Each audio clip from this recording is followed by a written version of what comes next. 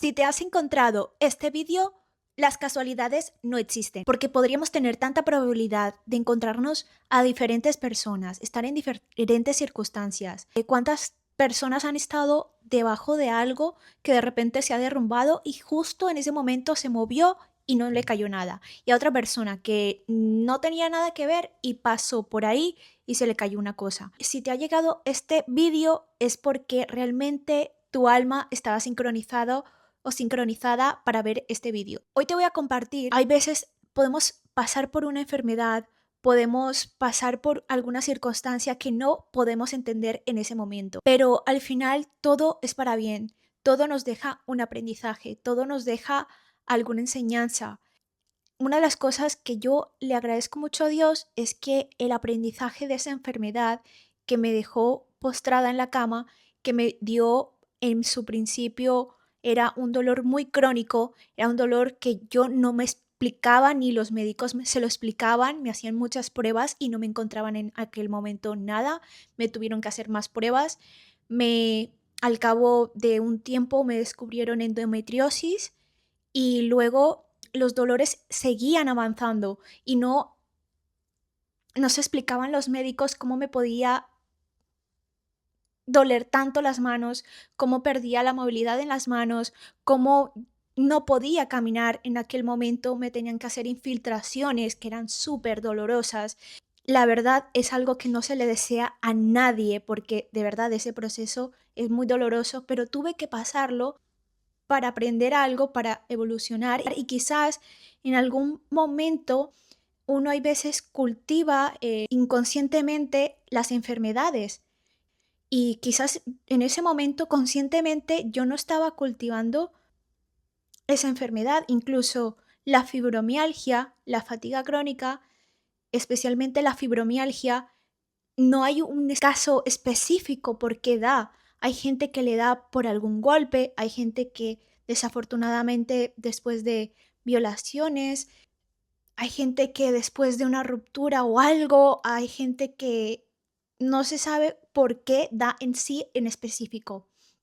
Pero la fibromialgia no solo le da solo a mujeres, también le da a hombres, que también es muy impotente, porque normalmente, pues, una mujer dice, bueno, un hombre es más fuerte, va a poder con todo, pero los hombres también sufren, los hombres también, aunque le echan ganas con fibromialgia.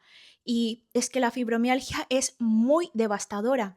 La verdad, mucha gente piensa que puede ser psicológico o que se lo están inventando o que la fibromialgia no es para tanto, pero hasta que la pasas, el día que la pasas, no te lo puedes imaginar lo agotador que puede ser y lo impotente de querer poder detener algo y, y no poder ni siquiera tenerlo, o el querer poder llegar por ti mismo al lavabo, el hecho de querer poder trabajar como una persona normal o tener que estar con tantos medicamentos, el hecho de estar con tantos medicamentos opioides que, claro, al principio te dan citalopram, luego no te funciona, luego te combinan con mórficos, luego con otros opioides, luego acabas yendo a la clínica del dolor, yo acabé yendo a la clínica del dolor del cannabis.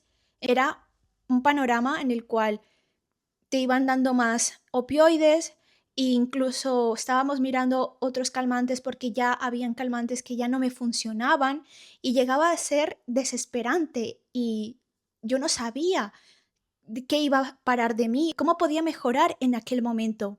Y la verdad es que estuve rodeada de personas que tenían mucha fe en que yo iba a estar mejor. Incluso hay veces cuando pierdes la fe, las personas que oran por ti, las personas que confían, de verdad que esas oraciones están en terreno fértil.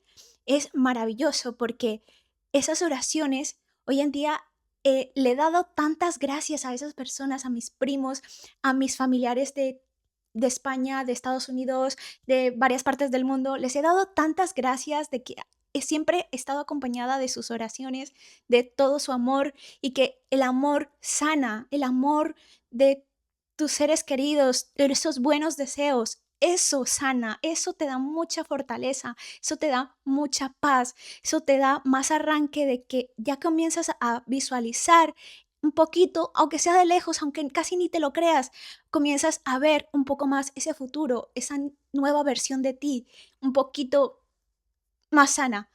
Entonces yo tenía quizás un poquito de esperanza que iba a estar mejor, aunque hubieron momentos en que realmente yo perdí la esperanza, pero esos micro hábitos fueron maravillosos. El hecho de encontrar a personas creyentes que también me dieron mucha fortaleza, pero también personas que también habían pasado por esa enfermedad.